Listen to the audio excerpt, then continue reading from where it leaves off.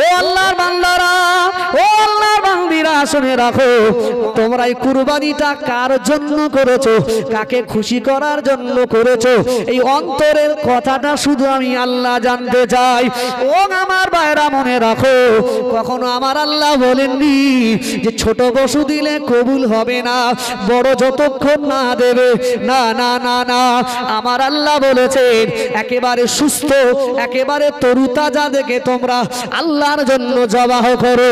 ও ভাইয়ানেরা, শুধু তাই নয়, আজ বর্তমান সমাজে আমার আল্লাহ ছোট বা বড় দেখেন না, আল্লাহ শুধু তাকওয়াটা দেখেন, মনের কথাটা জানতে চান। কিন্তু বর্তমানে দেখতে পাওয়া যায় কুরবানির সময় কিছু মানুষ এরা লোক দেখানোর জন্য, দুনিয়ার মানুষের থেকে বাহাবা পাওয়ার জন্য একেবারে মার্কেটের বড় গরুটা কিনে নিয়ে আসে। শুধু তাই নয়, তাই নয়, একেবারে কুরবানির দিন পরের দিন চায়ের দোকানে গিয়ে কিছু লোককে জিজ্ঞাসা করা হয়, ও চাচা, তোমার পশুর কাল কত রাগস্ত হয়েছে? চাচা বলে, বলো না ভাই, যে টাকায় কিনেছি হিসাব করেছি টাকার পরিমাণে গোস্ত কম। বলে না, এত টাকায় গরু কিনলাম কিন্তু গোস্ত কম হয়েছে, এ যেন নিজে বাড়ি খাবে সব। এইদিকে বলছে কুরবানি আল্লাহর জন্য করছি, আবার এদিকে বলছে টাকায় যা কিনেছে তো গোস্ত কিনলি বেশি হচ্ছে, লস হয়ে গেছে। তাহলে ও কুরবানি মনে হয় আর কবুল হয়েছে? সবসময়ের জন্য মনে রাখবেন, কুরবানির পশুর একটু দাম চড়া থাকে, থাকে না? থাকে না? তার কারণ প্রত্যেকটা মানুষের পশু দরকার, আর সবাই চাই একটু চেক নাই করবো। তার কারণ আল্লাহর জন্য করব, আমি খারাপ মাল দেবো? তাহলে সেখানে দামের সাথে গোস্ত মিল করলে হয়? আল্লাহর জন্য দিচ্ছি, আমার আল্লাহর জন্য করছি, তাহলে আল্লাহর জন্য যদি করা হয়, তাহলে ভাই আমার আল্লাহ বললেন যারা আমার রাস্তায় দেয় আমি আল্লাহ তাদের রুজিকে অনেক বৃদ্ধি করে দিই। একবার জোরে বলুন সুবহানাল্লাহ, আরো জোরে বলুন সুবহানাল্লাহ। আর একটা কুরবানির সময় মানুষ ভুল কি করে জানেন? হুজুর আমার নামে কুরবানি হবে, আমার বোন নামে কুরবানি হবে। আমি বলে দিলাম যারা আমার নামে আমার বোন নামে কুরবানি করে ওই পশুটা গোস্ত খাওয়া হারাম। কি বলো জি? আমার কথা বুঝতে পারছেন? যারা বলে জি আমার নামে কুরবানি হবে, আমার বাবার নামে হবে, আমার মার নামে হবে, এই আমাদের নামে কুরবানি করাটা হারাম। এই পশু জবাই হবে কার নামে? কার নামে? কথা বলে না, কার নামে? আওয়াজ দিয়ে বলেন, কার নামে? আল্লাহর নামে। তাহলে আমরা হুজুরকে কি বলবো? হুজুর আমাদের পক্ষ থেকে কি বলবেন? নাম আমার কুরবানির নাম লিখে দিই, তো নাম লিখে দিই, পাশে পিতার নাম লিখি, বলবেন হুজুর আমাদের পক্ষ থেকে আল্লাহর নামে কুরবানি হবে। মনে থাকবে তো কথাটা? এটা ভাইটাল কথা। ম্যাক্সিমাম সমাজ এই কথাগুলোই বলে, হুজুর আমার নামে কুরবানি হবে, কিন্তু হুজুর আমার বোন নামে কুরবানি দিস তো, আমার বোন নামে ওই গোস্ত খাবারটাই হারাম। কেন? আল্লাহ ব্যতীত পৃথিবীর অন্য কোন নামে যদি জবাও হয় ওই প্রাণীর গোস্ত খাওয়াটাই হারাম।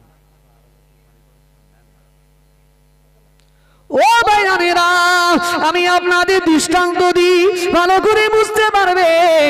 আমি প্রথমে বলছিলাম আল্লাহ নবী সাহাবী হযরত আবু হুরায়রা রাদিয়াল্লাহু আনহু হুজুর আমার বলেছেন যে আল্লাহ নবী বললেন কিয়ামতের দিন তিন শ্রেণীর মানুষকে আমার আল্লাহ ইখলাস সম্পর্কে জিজ্ঞাসা করবেন। ও আমার ভাইরা মনে রাখুন, এক নম্বরে হলো আলেম, এক নম্বরে হলো আলেম। সুতরাং আলেমের ইলমিয়াতটা যদি দুনিয়া পাওয়ার লোভে হয়, টাকার লোভে হয়, দুনিয়ার মানুষের থেকে বাহাবা পাওয়ার লোভে হয়, ও দুনিয়ার আলেম শুনে রাখো, তোমার ইলমিয়াত থেকেও পরকালে লাভ হবে না। সুতরাং আমার আল্লাহ বলবেন, ও আমার ফারিস্তারা শুনে রাখো, এ আলেম মিথ্যা কথা বলে, এ আলেম মিথ্যা কথা বলে। কেননা দুনিয়া জমিনে দুনিয়া পাওয়ার লোভে, দুনিয়া পাওয়ার লোভে এ নিজে ইবাদত করেছিল। ও আমার ভাইরা মনে রাখো, প্যারা নবী মুহাম্মদুর রাসূলুল্লাহ সাল্লাল্লাহু আলাইহি ওয়াসাল্লাম আল্লাহ নবী বললেন কিয়ামতের দিন, মুসিবতের দিন পৃথিবীর জমিনে যারা লোক দেখানোর জন্য, পৃথিবীর মানুষকে খুশি করার জন্য ইবাদত করবে, ও আমার ভাইরা মনে রাখো, সে আলেম হোক, সাধারণ সাধারণ মানুষও মহান আল্লাহ কিয়ামতের মাঠে বলবেন, ইযহাবু ইলাল্লাযীনা কুনতুম তুরাউনা বিআমালিকুম ফিদ দুনিয়া। ও আমার ভাইরা, মহান আল্লাহ বলবেন, যাও যাও যাও, আজকে কিয়ামতের মাঠে যাও যাও, দুনিয়াতে যাকে খুশি করার জন্য ইবাদত করেছিলে, খুশি করার জন্য কুরবানি করেছিলে, নামের আগে হাজী টাইটেল পাওয়ার জন্য হজ করেছিলে, যাও যাও তাদের কাছে যাও, একটুখানি আজকে দিনে বলো, আজকে দিনে সে হাজীর জাযাটা একটু দিতে। কি দিতে? দুনিয়ায় হাজী লেখার জন্য তো হজ করেছো, দুনিয়ার মানুষ বলবে।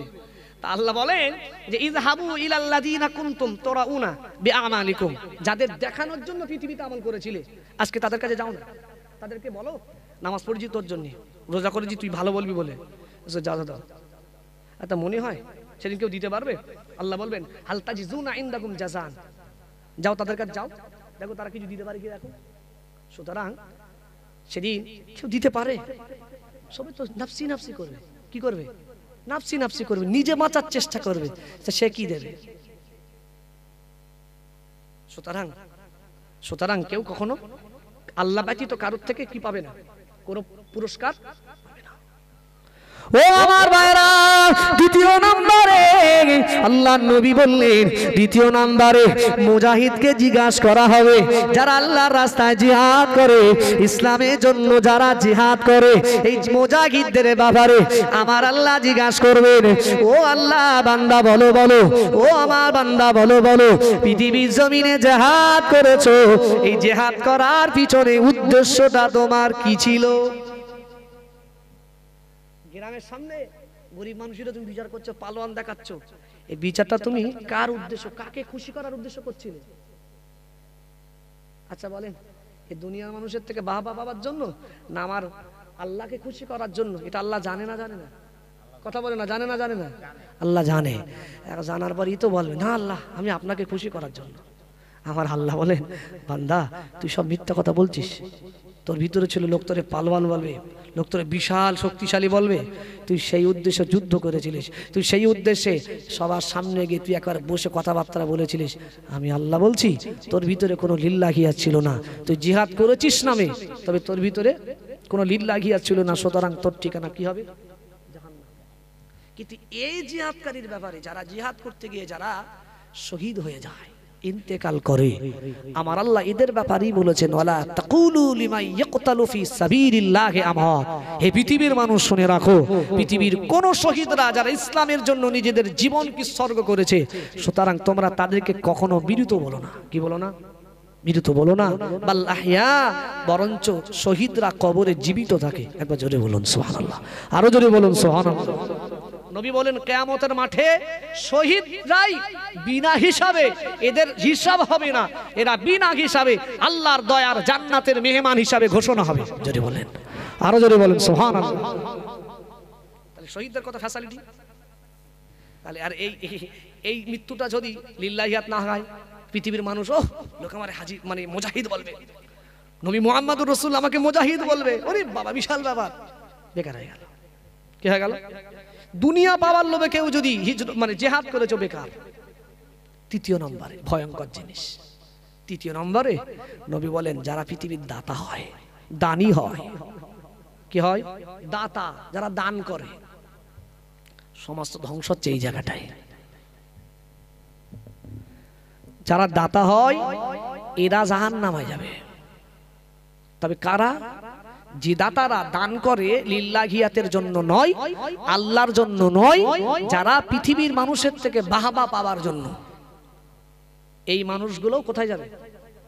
জাহান্নামে যাবে। আল্লাহু আকবার। তাহলে আজকে আমি বেশি বলবো না এই বিষয়। কেন? আজকে হয়তো এই জলসা কালেকশন হবে তো, কালেকশন হবে তো, তাহলে আর দেখা যাচ্ছে কালেকশন চেপে যাবে, দরকার নেই। এই জন্য ভাই আমি আপনাদেরকে বলছি, দান যখন করবেন, যেটাই করবেন লিল্লাহিয়াত, আল্লাহর জন্য করবেন। কার জন্য করবেন? আল্লাহর জন্য করবেন। পারা নাম্বার 3, পৃষ্ঠা নাম্বার 3, ঠিক একেবারে 2-4 লাইন পরেই আমার আল্লাহ এই কোরআনের আয়াতটা কি সুন্দর করে আমাদের জন্য ঘোষণা করছেন। আল্লাহ উদাহরণ দিচ্ছেন, মাসালুল্লাযিনা ইউনফিকুনা আমওয়ালাহুম ফি সাবিলিল্লাহ, যারা আল্লাহর রাস্তায় দান করে। আল্লাহ কিন্তু এখানে পরিমাণ বলেনি, যে এত টাকা বা এতটা পরিমাণ। আল্লাহ বলছেন যারা আল্লাহর রাস্তায় দান করে তাদের উদাহরণ কামাসালি, তাদের উদাহরণ দিচ্ছে হাব্বা, একটি দানার মতো বা একটি বীজের মতো। কেমন? মনে করেন একটা বীজ আমি বপন করলাম, একটা বীজ। আল্লাহ বলছেন যারা দান করে তারা যেন নিজে হাতে করে একটা বীজ বপন করলো। আল্লাহ বলেন এ দুনিয়ার দানি মানুষেরা শুনে রাখো, আমি আল্লাহ বলছি তোমাদের উদাহরণ হলো, আমি আল্লাহ বলছি কামাসালি হাব্বাতিন, একটি দানা তোমরা পুতলে তার থেকে একটি চারা হলো, চারা থেকে হাব্বাতিন আম্বাতাত সাবআ সানা, আর একটি গাছের থেকে 7খানা শীষ বেরিয়েছে। কয়টা? 7টা। মনে করেন এইটা একটা গাছ, কি এটা কয়টা? একটা গাছ। এখন মনে করেন গাছ থেকে ফড়কি হয় না? ফড়কি হয় তো। ধানে দেখেন না, ধান পড়ে একটা আর হয় কটা, একসাথে অনেক মোটা হয়ে যায় না? ঠিক এই এতটা শীষ বার হয়েছে। ঠিক আল্লাহ উদাহরণ দিচ্ছে ঠিক এইভাবে। ও আল্লাহর বান্দারা, ও আল্লাহর বান্দিরা শুনে রাখো, আমি আল্লাহ বলছি পৃথিবীতে যারা দান করে, আল্লাহর রাস্তায় যারা দান করে, ও আমার ভাইরা মনে রাখো কামাসালি হাব্বাতিন আম্বাতাত সাবআ সানা, একটি গাছ থেকে 7খানা শীষ বাহির হয়। ও আমার ভাইরা মনে রাখো হাব্বাতিন আম্বাতাত সাবআ সানা বিলা ফি কুল্লি সুম্বুলাতিম মিয়াতু হাব্বা, আরে এক একটি শীষ থেকে আমার আল্লাহ বললেন 100 করে ফল ধরেছে। কয়টা করে? ও আল্লাহর বান্দারা মনে রাখো, আর একটি শীষে যদি 100টা ফল ধরে তাহলে 7টা শীষে কয়টা হয়? 700 হয়। তাহলে আপনি পুঁতেছিলেন কয়টা? একটা। পেলেন কটা? কয়টা? ও আল্লাহ বান্দারা, ও আল্লাহ বান্দিরা শুনে রাখো, আমার আল্লাহ দানি মানুষদের ব্যাপারে উদাহরণ দিয়েছে। ও দুনিয়ার মানুষ শুনে রাখো, ও দুনিয়ার বান্দা বান্দিরা শুনে রাখো, যারা আল্লাহর জন্য একটা টাকা পৃথিবীর জমিনে লিল্লাহিয়াত আল্লাহর জন্য দান করবে, কিয়ামতের দিন আমার আল্লাহ 1 টাকার বিনিময় 700 টাকার সওয়াব আমার আল্লাহ তার নামায় আমলে দান করবে। আরো জোরে বলুন সুবহানাল্লাহ। আমার আল্লাহ কত দয়াময়। আপনি দিলেন 1 টাকা, আল্লাহ দিচ্ছেন 700 টাকা। তাহলে আপনি যখন দেবেন 10 টাকা, আল্লাহ আপনার দেবেন 7000 টাকা। কয় টাকা? তাহলে আল্লাহ পরিমাণ কত বাড়িয়ে দিচ্ছেন। আল্লাহ কত দয়াময়। আর যদি ওই টাকা যদি লক্ষ লক্ষ টাকা দেবেন, আল্লাহ শুধু বাবা ও লোকের মতো দাতা কেউ নি সমাজে, বেকার হয়ে গেল। দুনিয়া পাওয়ার লোভে কিছু করা যাবে? কিছু করা যাবে? মনে রাখেন ভাই, একটা ছোট্ট জিনিস ছেড়ে গেল, সেটা আপনাদেরকে ভালো করে বোঝাই। সেটা হলো এই, যাদের ইবাদতের ভিতরে লোক দেখানো আছে। নবী বললেন, প্যারা নবী সাল্লাল্লাহু আলাইহি ওয়াসাল্লামের হাদিসটা আমি আপনাদের শোনাই। নবীজি বলেন যে ইন্না আখাফা মা আখাফু আলাইকুম আশিরকুল আসগর, আমি একটা ব্যাপারে অর্থাৎ তোমাদের ব্যাপারে ভয় করি। সাহাবীদের বলছেন, তো কি ব্যাপার? যে আশিরকুল আসগর, ছোট শিরিক, ছোট শিরিকের ব্যাপারে। এখন নবীর সাহাবীরা বলছেন আমার শিরকুল আসগর, নবী ছোট শিরিকটা কি ইয়া রাসূলুল্লাহ? হুজুর ছোট শিরিকটা কি? এখন নবীজি বলছেন ছোট শিরিক আর বড় শিরিক, শিরিক 2 প্রকার। মনে রাখবেন, খুব ভাইটাল কথা। শিরিক কয় প্রকার? 2 প্রকার। একটা হলো বড় শিরিক, কি আশিরকুল আকবার, একটা হলো আশিরকুল আসগর। বড় শিরিক কাকে বলা হয়? বড় শিরিক হলো আল্লাহ ব্যতীত পৃথিবীর অন্য কাউকে মাবুদ বলে মানা, আল্লাহ ব্যতীত পৃথিবীর অন্য কাউকে রিজিক দাতা মনে করা। কি মনে করা? রুজি দেবে। আল্লাহ ব্যতীত পৃথিবীর কারোর কাছে রোগ মুক্তি কামনা করা, এগুলো হলো কি বড় শিরিক। এগুলো আল্লাহ ছাড়া পৃথিবীর কেউ পারে, এটা বলা হয় বড় শিরিক। এই বড় শিরিক যারা করে তাদের টোটালি ঈমান চলে যায়। কি চলে যায়? টোটালি ঈমান চলে যায়। এরা যদি মনে করে এই পাপ থেকে ফিরিয়ে আসবো, এদের শুধু তওবা করলে হবে না, এদের নতুন করে ঈমান আনা লাগবে। কি লাগবে? ঈমান আনা লাগবে। ঈমান যদি না এনেছে তো এরা জাহান্নামে যাবে। কোথায় যাবে? ও ও আল্লাহ বান্দারা, ও আল্লাহ বান্দিরা শুনে রাখো, কিতাবের ভিতরে পাওয়া যায় মহান আল্লাহ জানিয়েছেন ইন্না শিরকা লাযুলমুন আযীম, শিরক হলো সবথেকে বড় জুলুম, শিরক হলো সবথেকে বড় গুনাহ। ও আমার ভাইরা মনে রাখো, ও আল্লাহ বান্দিরা মনে রাখো, কিতাবের ভিতরে পাওয়া যায় যারা শিরক করে, যারা শিরক করে এই অবস্থায় যদি তারা মারা যায় তাদের ঠিকানা হয়ে যাবে জাহান্নাম, জাহান্নাম। কেউ কোনোদিন শিরককারীকে বাঁচাতে পারবে না। শিরক করে মরে গেলে কোথায় যাবে? জাহান্নামে যাবে, কেউ বাঁচাতে পারবে না। আর ছোট শিরক কাকে বলা হয়? আশরিকুল আসগর কাকে বলা হয়?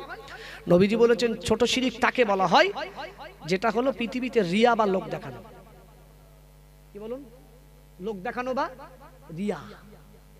তাহলে যে কাজের ভিতরে আপনার লোক দেখানো থাকবে, রিয়া বা অহংকার বশত হবে, নবীজি বলেছেন ওটাই হলো যে আশরিকুল আসগর, ছোট শিরক। তবে ছোট শিরক কেউ যদি করে তার মূল ঈমান চলে যায় না, মূল ঈমান চলে যায় না।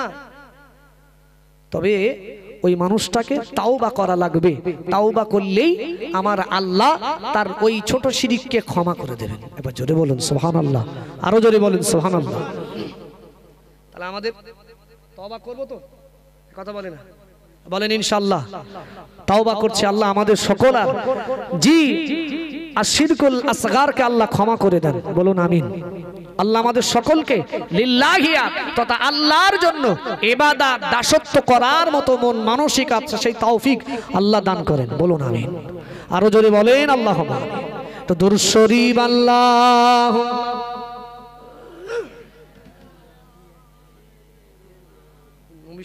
গজলটা আমার ছোটবেলাকার গজল, আর বলতে পারি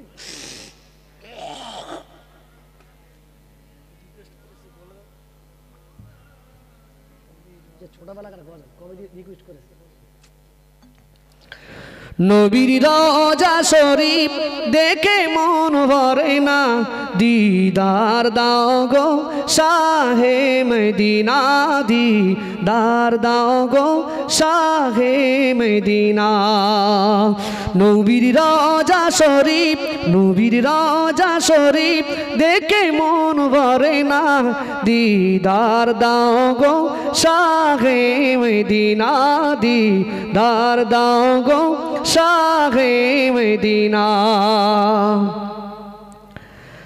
আরশের মেঘমান করেছেন আল্লাহ, কত মান কত শান মোর কামলিওয়ালা, কত মান কত শান মোর কামলিওয়ালা। ওগো মদিনাওয়ালা, ওগো মদিনাওয়ালা করো করুণা, দিদার দাও গো শাহে মদিনা, দিদার দাও গো শাহে মদিনা। নবীর রওজা শরীফ দেখে মন ভরে না, দিদার দাও গো শাহে মদিনা, দিদার দাও গো শাহে মদিনা। জালি মুবারক দেখলি এক নজর, নূরে তেজাল মা করছে ভিতর। ওগো রাউফুর রহিম, ওগো রাউফুর রহিম একবার কাছে ডাক দাও না, দিদার দাও গো শাহে মদিনা, দিদার দাও গো শাহে মদিনা। আল্লাহুম্মা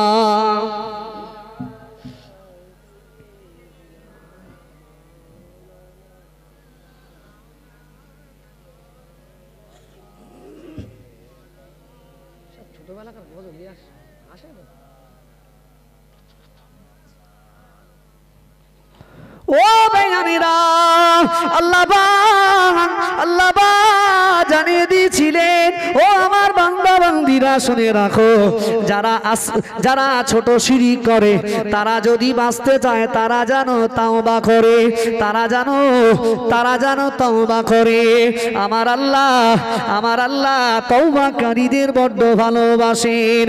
আল্লাহ বলেন ইন্নাল্লাহা ইউহিব্বুত তাওয়াবিন ওয়া ইউহিব্বুল মুতাতাহহিরিন। আমার আল্লাহ তাওবাকারীকে ভালোবাসেন, ওয়া ইউহিব্বুল মুতাতাহহিরিন, আর পবিত্রতা অর্জনকারীকে আমার আল্লাহ ভালোবাসে। আরো জোরে বলুন সুবহানাল্লাহ। কাকে ভালোবাসেন? তাওবাকারীকে ভালোবাসেন। ভাই তাওবা যদি করেন না, আল্লাহ আপনার জীবনের গুনাহ মাফ করে দেবেন। সুবহানাল্লাহ সুবহানাল্লাহ। এখন আপনারা একজন আল্লাহর প্রিয় বান্দার নাম শুনেছেন, তার নাম হলো হাবিবে আজমি রহমাতুল্লাহ আলাইহি। তিনি ইরাকে জন্মগ্রহণ করেছেন, তিনি আরব দেশে জন্মগ্রহণ করেন নাই, তিনি পরে আরবে এসেছিলেন, এই জন্য অনারব বলেই তাকে আজমি বলা হয়। ও ভাইয়ানেরা, ঠান্ডা মাথায় বুঝুন, ঠান্ডা মাথায় বুঝুন, আমরা আজ বর্তমান সমাজে বিশ্বাস করুন, আজ আমাদের নামাজ, আজ আমাদের রোজা, আজ আমাদের হজ যাকাত, আজকে আমাদের কেন আসর করে না ভাই? বিশ্বাস করুন, পৃথিবীর জমিনে আমাদের গ্রামগঞ্জ থেকে কোনো মানুষের টাকা পয়সা হয়ে গেলে আল্লাহ পাক হজের জন্য যদি তাকে ডাক দেয়, হজপাক থেকে ঘুরে এসে বলে ও ইমাম সাহেব শুনে রাখো, আমি সিগনেচারটা করলাম, তবে সিগনেচারের আগে আমার নামের আগে কি বসাতে হয় সেটা আপনি বসিয়ে দেবেন। বলে না মনে করে এক জায়গায় নিয়ে গেল, চাচা সই লাগবে, চাচা সইটা দাও। চাচা সই দিয়ে চাচার হাজি লিখতে পারছে না, কিন্তু চাচার বহুত ইচ্ছা হচ্ছে যে 6 লাখ টাকা খরচা করে হজ করে আসলাম, তোর নামের আগে হাজি না লাগালে হয়। ও চাচা তো লিখতে পারছে না, চাচা তো বলে হুজুর এক কাজ করো, এবারে আমি নামটা লিখে দিয়েছি, কি লিখলি হয় এটা লিখে দিও। আর তো হুজুর তো ও তো পাকা লোক, হুজুর তার কাঁচা লোক না, হুজুর বুঝে যাক, বলতে লাগবে না চাচা, ও বলেছে তুই বুঝে গেছি, ইশারায় কাফি। একটা বড় করে আলহাজ লিখে দিয়েছে, চাচা দেখে বুকটা আস্তে আস্তে ফুলে যাচ্ছে। 6 লাখ টাকার এটা হচ্ছে লকারটা, 6 লাখ টাকার লকার। আচ্ছা বলেন, এই 6 লাখ টাকার লকার যখন দুনিয়ায় পেয়ে যাচ্ছে, পরকালে আর পাবে কিছু? কথা বলে না, পাবে কিছু? কোরআন শরীফের একটা সূরা আছে, সূরায়ে মাউন, কম বেশি যারা নামাজ পড়ে সবার মুখস্থ, কিন্তু ওই কোরআন শরীফের সূরার ভিতরে ছোট 2-3টা আয়াত আছে, আল্লাহ এই লোক দেখানোর ব্যাপারে আল্লাহ বলেছেন। আল্লাহ বলেন ফাওয়াইলুল লিল মুসাল্লিন। ও দুনিয়ার মানুষ শুনে রাখো, ওই সমস্ত নামাজিরা ধ্বংস হয়ে যাবে। এই আয়াতটা কিরাম না শুনছি, নামাজও পড়বে আবার ধ্বংস হবে। ধ্বংস কামনা কে করছে? কে করছে? আল্লাহ। আর আল্লাহ যখন ধ্বংস কামনা করে, বা এটার মানে গুলি মিস হবে। ও আল্লাহর বান্দারা, ও আল্লাহর বান্দিরা শুনে রাখো, মহান আল্লাহ জানিয়ে দিয়েছিলেন ফাওয়াইলুল লিল মুসাল্লিন আল্লাযীনা হুম আন সালাতিহিম সাহুন আল্লাযীনা হুম ইরাউন। ও আমার ভাইরা মনে রাখো, মহান আল্লাহ জানিয়ে দিয়েছিলেন ওই সমস্ত নামাজীরা ধ্বংস হয়ে যাবে, ওই সমস্ত নামাজীরা ধ্বংস হয়ে যাবে। না না না না, তারা কারা? মহান আল্লাহ জানিয়েছেন আল্লাযীনা হুম আন সালাতিহিম সাহুন, যারা নিজেরা নামাজের ব্যাপারে উদাসীন, মানে মনে করুন মসজিদে একটা দিন মসজিদে বাইরের অনেক মুসল্লি এসে হাজির, বাইরের মেহমান এসে হাজির, বা মনে করেন চাচার বাড়ি চাচার বিয়াই মশাই এসেছে, চাচার বিয়াই মশাই হাজি সাহেব, চাচা যখন মেয়েটাকে বিয়ে দিয়েছিল, চাচা বলেছিলেন না 5 ওয়াক্ত নামাজ তো কাজা করিনি, পাশাপাশি আমি তাহাজ্জুদ পর্যন্ত কামাই করিনি। ও ভাইজানেরা, হাজি সাহেব এই কথাটা শুনে খুব খুশি হয়ে গেল। যাক, আমার ছেলেটা যে বাড়ি থেকে মেয়ে আনছি, আমার ছেলেটা যে বাড়ির জামাই করছি, ওই বাড়ির আমার বিয়াই মশাই 5 ওয়াক্ত নামাজি। আলহামদুলিল্লাহ, খুব ভালো হলো, বিয়েটা হয়ে গেল। বিয়ের যে কদিন ও চাচা মসজিদের 5 কাতারে নামাজ আদায় করে ইমাম মনে করে কি ব্যাপার, এটা তো মিনি কিয়ামত, এ লোক তো জীবনে মসজিদে পা দেয় না, আর এই 2-3 দিন দেখছি 5 কাতারে নামাজ আদায় করে। এ তো মিনি কিয়ামত, এ লোক তো মসজিদে জীবনে আসে না, মনে হয় ভুল করে এসে, আর নয় রাতারাতি কোনো একটা কিছু অঘটন ঘটেছে, মসজিদে এসে। পরে শোনা যাচ্ছে যে চাচার মেয়ে বিয়ে ঠিক হয়েছে, তার বেইমশা একদম টাটকা হাজি, নামাজ কালাম পড়ে, সে আবার নামাজ কালাম সামিল না হলে মেয়ে নেবে না।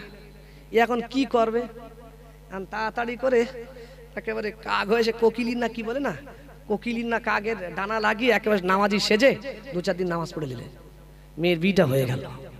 আবার মোটামুটি যেই মেয়ে পার হয়ে গেল, এ চাচা এখন পুরো পাঞ্জাবি কিচে কুচে তুলে দিলে, বলে কপুদ্দের হাত। তার মানে কি এখন বছর খানিক হয়তো বেরোবে না, ও উই পোকায় লাগবে। এরম হয় না, হয় না, উই পোকায় খাবে, তুলে রাখ, কপুদ্দের রাখ, যাতে গন্ধে কোনো পোকা না লাগে। এখন দেখতে পাওয়া যায় হঠাৎ করে নতুন বিয়াই, তো বিয়াই মাসে দেখবেন যারা না, যাদের সঙ্গে যাদের বেশ শার্ট খায় ভালো, তারা সবসময় তার কাছে যেতে যায়। যেহেতু ও হাজি সাহেব নামাজি লোক, ও চায় আমার ভালো লাগে না, আমার বিয়ের মাসে বাড়িতে ঘুরে আসি, গেলে বেশ ভালো লাগে, ও লোকও নামাজি আমিও নামাজি, বেশ একসঙ্গে নামাজ কালাম আদায় করি, একসঙ্গে বেশ একটু ঘুরতে ফিরতে ভালো লাগে। এখন ও মনে করলে মনটা খারাপ, একটু মনটা ফ্রি করি, কি করবো, যাই একটু বিয়ার মশার বাড়ি। ফোন করেছে, দেখো আমি যাচ্ছি। হ্যাঁ, মেয়ে ফোন করছে, আব্বা আমার শ্বশুর শাশুড়ি যাচ্ছে।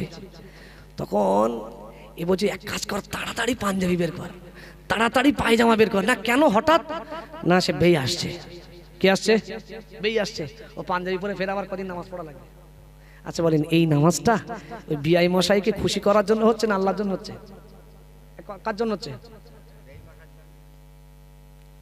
ও ভাইয়ানেরা, আল্লাহ পাক, আল্লাহ পাক এই লোক দেখানো নামাজিদের ব্যাপারে আমার আল্লাহ জানিয়েছেন। আল্লাহ বলেন, ফাওয়াইলুল লিল মুসাল্লিন, এই নামাজিরা ধ্বংস হয়ে যাবে, এই নামাজিরা ধ্বংস হয়ে যাবে। আল্লাহ বললেন, কেননা আল্লাযীনা হুম মা সালাতিহিম সাহুন, এই নামাজিরা এদের নামাজের ব্যাপারে উদাসীন থাকে, এরা শুধু দুনিয়ার মানুষ বাহাবা বলবে বলে এরা রাকাতের উপরে রাকাত, রাকাতের উপরে রাকাত নামাজ আদায় করে। জোহরে আসে নফল নামাজের ফোয়ারা ছুটিয়ে দেয়, আসরে আসে নফল নামাজের ফোয়ারা ছুটিয়ে দেয়, মাগরিবে আসে এরা আওয়াবিনের নামাজ বা আরো নফল নামাজে একেবারে ফাটিয়ে দেয়। ও আল্লাহ বান্দারা শুনে রাখো, এরা ঈশার নামাজে আসে, নামাজ আদায় করে ফাটিয়ে দেয়। দেখতে পাওয়া যায় ফজরের নামাজে ওই লোকটার দেখতে পাওয়া যায় না। আচ্ছা, ফজরের নামাজ আদায় করা কঠিন না সহজ? কথা বলে না, কঠিন না সহজ? তারপরেও কঠিন। একটা হাদিসে দেখছিলাম যে এশা আর ফজর এই দুটো ব্যতীত আর যে 3 ওয়াক্ত নামাজ আছে, একটা হাদিসে দেখছিলাম যে এই 3 ওয়াক্ত নামাজ আদায় করলে আমার আল্লাহ বান্দাবান্দির নামাজ আমলে 25 গুণ সওয়াব দেন। জামাতে নামাজ পড়লে কয় গুণ? 25 গুণ। একবার বলুন সুবহানাল্লাহ। আর এশা আর ফজর যেহেতু কঠিন, মানুষ সারাদিন কাজকর্ম করে এসে মানুষ ক্লান্ত হয়ে যায়, টায়ার্ড হয়ে যায়, একটু নাস্তা পানি খাওয়া দাওয়া করলে না একটু শুই, হয় না? হয় না? আচ্ছা, ওই আরামের বিছানা ছেড়ে যারা এশার নামাজ এতটা লম্বা নামাজ আদায় করতে যায়, তাহলে আল্লাহ তাদের বেশি সওয়াব দেবে না দেবে না? কিতাবের ভিতরে এসেছে। আর ফজর, নতুন বিয়ে করেছি, আমার পাশে বিবি শুয়ে রয়েছে, এখন এই বিবিকে ছেড়ে ফজরের সালাত তথা মহান রবের ইবাদত করতে যাওয়া, এটা অত্যন্ত কঠিন কাজ। কি কাজ? অত্যন্ত কঠিন কাজ। হাদিসের ভিতরে এসেছে, যারা এশা আর ফজর নামাজটা জামাতে আদায় করে আমার আল্লাহ এদের নামায় আমলে 27 গুণ পরিমাণ সওয়াব দেন। জোরে বলেন, আরো জোরে বলেন সুবহানাল্লাহ। একটু দরুদ শরীফ আল্লাহুম্মা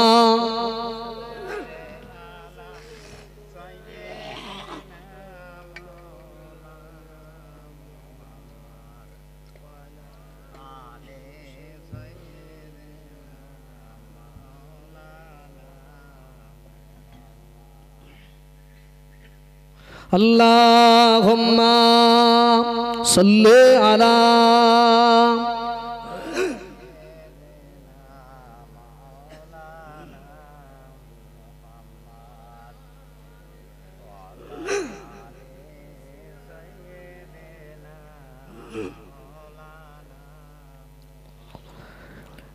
একই দিন আমার নাম হবে লাশ,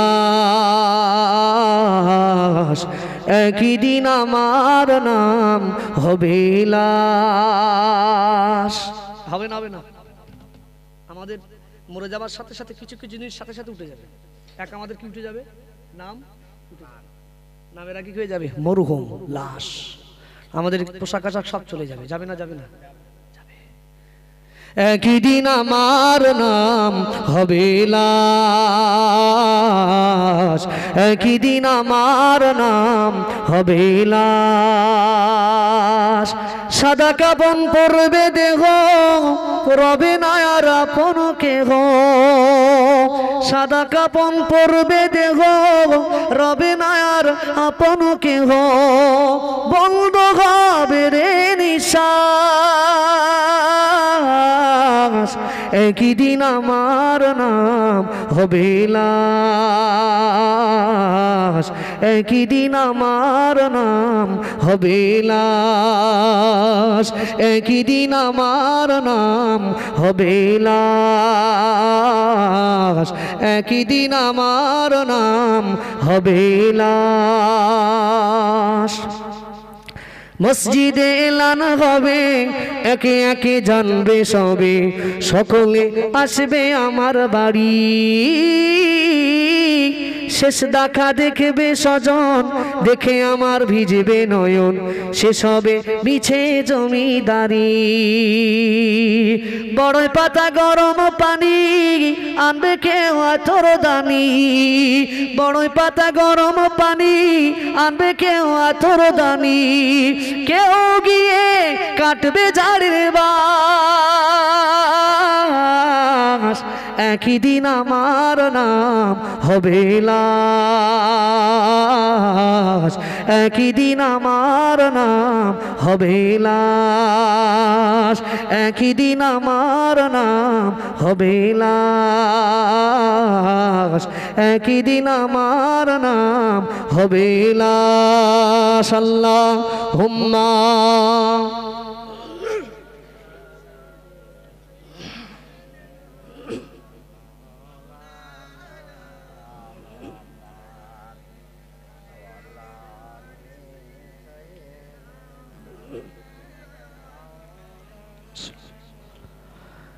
গোসল করিয়ে আমায় খাটিয়াতে রাখবে শোয়ায়, পরিয়ে দিবে সাদা কাফন।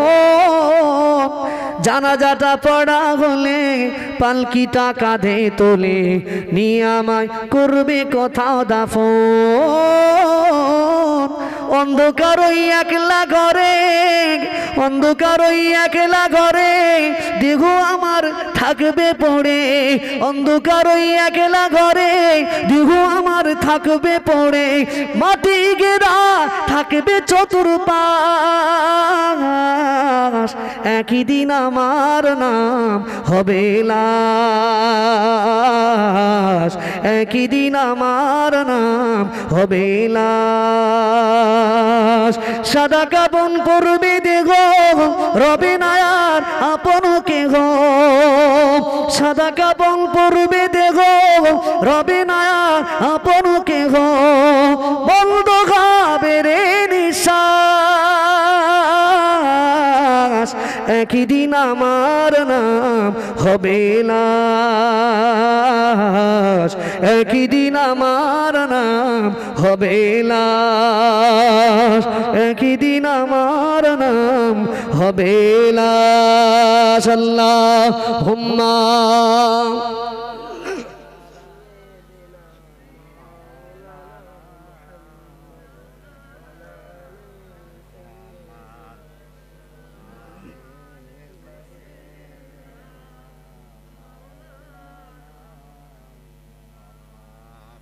সাল্লাল্লাহু আলাইহি ওয়াসাল্লাম। একটা দিন হযরতে আবু হুরায়রা রাদিয়াল্লাহু আনহু তিনি এই হাদিসটা বর্ণনা করছেন। তিনি বলেন যে নবী বলেছেন যে কিয়ামতের দিন আল্লাহর কাছে যখন সমস্ত বান্দাবান্দির হিসাব নেওয়া হবে, বিশেষ করে 3 শ্রেণীর মানুষকে ইখলাসের সম্পর্কে বেশি হিসাব নেওয়া হবে। কাদের সম্পর্কে? 3 শ্রেণীর মানুষের সম্পর্কে বেশি, ইখলাস সম্পর্কে, এদের কাজগুলো বেশি ইখলাসের সাথে হয়েছিল কিনা। তারা কারা? 1 নম্বরে নবী বলেছিলেন, 1 নম্বরে স্থান হলো আলেম। কাদের বলুন? 1 নম্বর আলেম, তথায় আমাদের মতো লোক। এখন কিয়ামতের মাঠে আল্লাহ জিজ্ঞাসা করবেন, ও আলেম বলো, পৃথিবীতে তুমি ইলম অর্জন করেছিলে, বা পৃথিবীতে জলসা জুলুস করেছিলে, বা মসজিদে ছিলে, বা মাদ্রাসাতে ছিলে, বা মানুষকে দিন প্রচার করেছিলে, তো একটাবার বলো এই কাজগুলো তুমি কার জন্য করেছিলে? কার জন্য? এখন আলেমরা বলবে, আল্লাহ এটা আপনার জন্য করেছিলাম। আচ্ছা বলেন, আলেমরা যে কাজগুলো করছে, বা পৃথিবীর সব সৃষ্টি যা কাজ করে, গোপন করুক আর প্রকাশ করুক, এটা আল্লাহ জানে না? জানে না? জানে না? জানে না? আল্লাহ বলেন, কুল ইন তুখফু মা ফি সুদুরিকুম আও তুবদুহু ইয়ালামুহুল্লাহ। আল্লাহ বলেন, মানুষের বা পৃথিবীর সৃষ্টির যে কাজ প্রকাশ্যে করুক বা কোনো কাজ গোপনে গোপনে করুক, যে পৃথিবীর সব দরজা বন্ধ করলে পৃথিবীর মানুষের চোখে ফাঁকি দেওয়া যাবে, মানুষের চোখ আড়াল করা যাবে, আমি আল্লাহ আমার কুদরতি চোখে ফাঁকি দিতে পারবে না। জোরে বলুন, আরো জোরে বলুন সুবহানাল্লাহ। আল্লাহ সব জানেন, আল্লাহ সব জানেন। তাহলে ভাই সেদিন এই আলেম যখন বলবে, আচ্ছা এ আলেম আল্লাহর সামনে ধরা পড়বে না পড়বে না? আসলে আলেম বক্তৃতা করে চলে যাচ্ছে, আলেমের ভিতরে লিল্লাহিয়াত নাই। কি নাই? লিল্লাহিয়াত নাই। আলেম দেখে টাকা, আলেম দেখে ভালো করে কি করে বেশ মাতানো যায়, আলেম এটা চাই, শ্রোতা বা কমিটি চাই সুর, আর মোটামুটি শ্রোতা বুঝতে পারছেন তো, যার একেবারে লম্বা কথা বলবে, খুব সুরসার, সে খুব ভালো। এখন ও চাই লিল্লাহিয়াত, দরকার নেই। বক্তাও চাই লিল্লাহিয়াত, দরকার নেই। আর এখন তো বুঝতে পাচ্ছেন মঞ্চে উঠেই এখন যে আলেমদের দলাদলি হচ্ছে, কি সমস্যা বলেন দিন? জি, এখন বর্তমান সমাজে একটা বক্তার 2 ঘন্টা টাইম ফিক্সড, এ উঠে এ আলেমের বিরুদ্ধে বলে, ও আলেম এর বিরুদ্ধে বলে, আর বলার সুযোগ তো এই জায়গাটায়। ভাই অপর আলেমের বিরোধিতা করলে 1 নাম্বার কি হয় জানেন? এরা শুধু গীবত করে বেড়াচ্ছে। আচ্ছা গীবত করা এটা ছোট গুনাহ না বড় গুনাহ? কথা বলেন না, কি গুনাহ? বড় গুনাহ। অপরদিকে আমার আল্লাহই বলেছেন, ওয়ালা ইয়াগতাব বা'দুকুম বা'দা। তোমরা মাদ্রাসা পড়ো তো? আচ্ছা এই আয়াতগুলো কোরআনে আছে তো?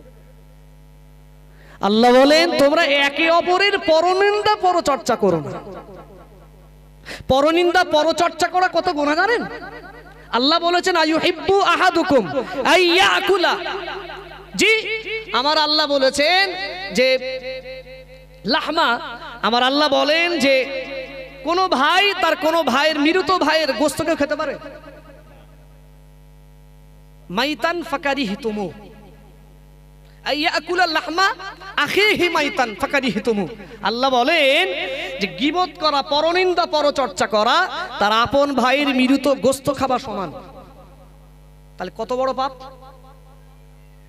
এরা 2 ঘন্টা সময় পাচ্ছে, ভাইজান হুজুর এসছে, জি, তারপরেও বলছি বর্তমানের এমন কিছু সাধারণ আলেম আছে, এরা উঠে পীরজাদা হুজুরদের বিরুদ্ধে বলছে। আবার এমনও কিছু পীরজাদা হুজুররা আছেন, সবাইকে বলছি না, এমনও কিছু হুজুররা রয়েছেন, তারা উঠে স্টেজে উঠে আলেমদের বিরোধী করতে করতে 2 ঘন্টা সময় শেষ। আচ্ছা বলেন, এরা 2 ঘন্টা সময় বার করলো, 1 পরনিন্দা পরচর্চা করছে, 1 নাম্বার। 2 নম্বর কথা, এদের সময়টা পেরিয়ে গেল, এরা যখন নামবে, এরা টাকা কম নেবে না বেশি নেবে? এক কথা বলে না, যা টাকা তাই তো নিয়ে যাবে তো। তাহলে শ্রোতার লাভ কি হলো? শুধু উঠে বললো অমুক লোক, ও আমার ই বলে, আমার ওই বলে, আমার তা বলে, ও উঠে বলে গেল, ও আমার বলে, তো শুধু ওরাও নিজের বাইটেটাগুলো শুধু বলে চলে গেল, লাভ কি হলো আপনাদের? সুতরাং আমি বলে দিচ্ছি, সুতরাং যে পীরজাদা হোক আর সাধারণ কোন মানুষ হোক, স্টেজে এনেছেন, দাওয়াত করেছেন কোরআন হাদিসের আলোচনা শোনার জন্য, ঠিক তো ভাই? কোরআন হাদিসের আলোচনা শোনার জন্য। আমি বলছি বারবার, আমি পীর সাহেব হুজুরদের মাথায় রাখি, পীরজাদা হুজুরদেরকে মাথায় রাখি। আমিও পড়েছি মেজলা হুজুর পীর কেবলা রহমাতুল্লাহ আলাইহির মাদ্রাসার প্রতিষ্ঠিত তেতুলিয়া আবু জাফরিয়া সিদ্দিকিয়া খারিজিয়া মাদ্রাসায় আমিও পড়াশোনা করেছি। আমি সারাটা জীবন সিলসিলার উপর আদর্শে চলি বা চলবার চেষ্টা বা নিয়াত করেছি। তবে এই স্টেজে উঠে যারা এই দলাদলি করে চলে যাবে তাদেরকে বলবেন, চিঠি করবেন যে ভাই আমি আপনাকে এনেছি এই দলাদলি শোনার জন্য নয়। যে দলাদলি করার একান্ত ইচ্ছা হয় আপনি নিজের বাড়িতে মাহফিল দেবেন, সারা রাত ধরে শ্রোতার দরকার নেই, এরকম অন ক্যামেরা চলবে, শ্রোতার দরকার নেই, ফাঁকা মাঠে শুধু কি বলবেন, লোকের নামে যত পারবেন করে যান। পয়সা দিয়ে এনেছি মানে আমি আপনার এই দলাদলির কথা শুনতে আসিনি। আমার কথা বুঝতে পারছেন? যেই হোক না কেন একদিন একজনকে স্টেজ থেকে নামিয়ে দেবেন, পরের দিন দেখবেন অন ক্যামেরা কেউ এসে কথা বলবে না, কোথাও কিচ্ছু না, 2 ঘন্টা সময় পাচ্ছে, এ শুধু ওর নামে বলে, ও শুধু ওর নামে বলে। আবার এই হুজুররাই বলে যাচ্ছে তোমরা অপরের গীবত করো না বাবা। লিল্লাহিয়াত কোথায় পাবে? কেন আমাদের তাসির হয় না? এই কারণে তাসির হয় না। ওমা উমিরু ইল্লা লিয়াবুদুল্লাহ মুখলিসিনা লাহুদ্দিন। আল্লাহই বলেছেন তোমরা একনিষ্ঠভাবে অন্তর থেকে আন্তরিকভাবে আল্লাহর জন্য তোমরা কি করে ইবাদত করো। একবার জোরে বলুন সুবহানাল্লাহ। হুনাফা ইউকিমুস সালাহ, নামাজ যদি পড়তে হয়, সালাত যদি আদায় করতে হয়, ওই তোমার বেঈমাশাকে খুশি করার জন্য নয়, তোমার বাড়ির গ্রামের লোক তোমার নামাজি বলবে, বিশাল ব্যাপার বলবে, এই জন্য নয়। সালাত যদি আদায় করতে হয় ইউকিমুস সালাহ, আল্লাহর জন্য পড়ো। কার জন্য? আল্লাহর জন্য পড়ো। তারপরে আমার আল্লাহ বলেন ওয়াইতু যাকাত, যাকাত তোমার যার অর্থ আল্লাহ দিয়েছেন, যাকাতের সমপরিমাণ অর্থ দিয়েছে, যাকাত তোমার অবশ্যই আল্লাহর জন্য দেওয়া লাগবে। এখন হুজুর জিজ্ঞেস করছে তোমরা দান করো? একদিন উঠে বলছে হুজুর আমি দান করি। তাহলে কি দাও? বলে হুজুর যাকাত দেই। আচ্ছা বলেন তার এখন কি বলা দরকার? যাকাতটা দান? যাকাতটা কি দান?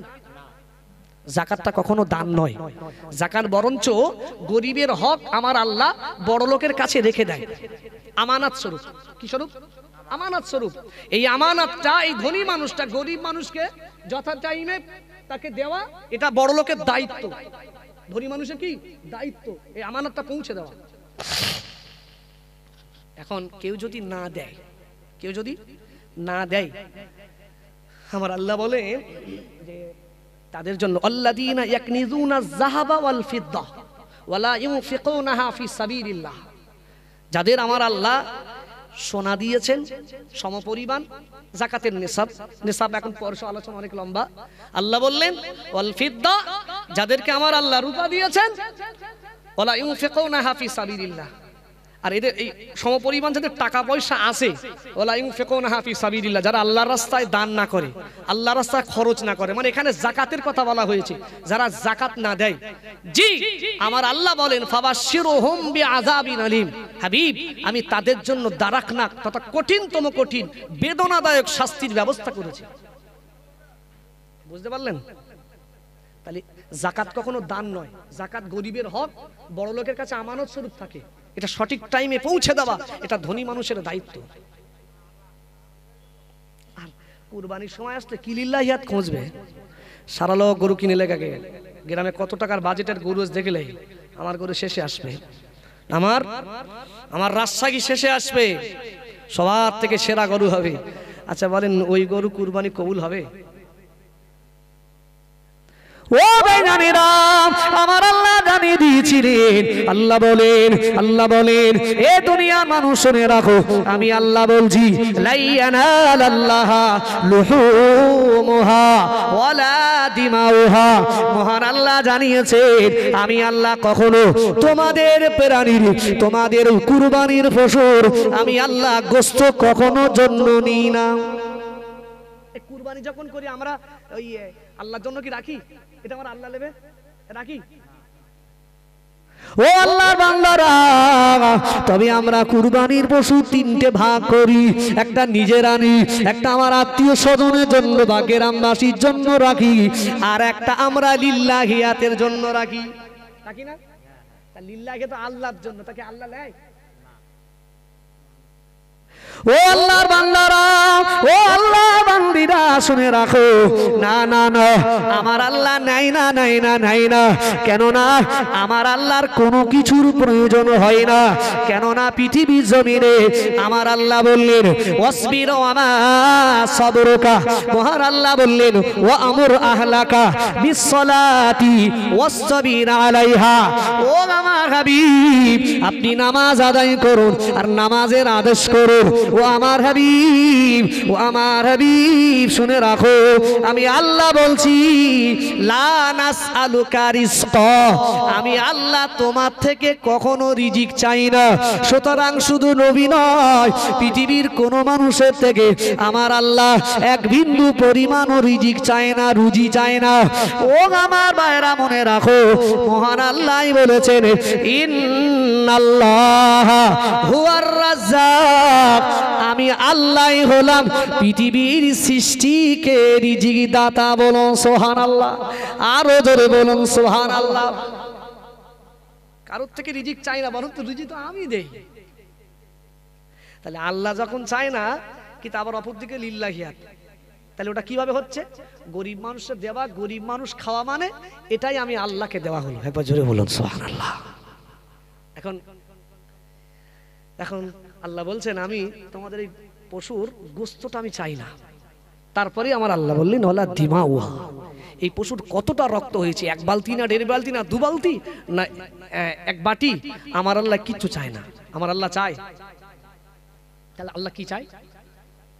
ও আল্লাহর বান্দারা, ও আল্লাহর বান্দিরা শুনে রাখো, মহান আল্লাহ জানিয়ে দিয়েছিলেন ও আমার বান্দা বান্দিরা শুনে রাখো, আমি আল্লাহ বলছি ওয়ালাকিয়ানালুহু তাকওয়া, আমি আল্লাহ তোমাদের পশুর গোশত আমি আল্লাহ চাই না, তোমাদের পশুর রক্তটাও আমি আল্লাহ চাই না।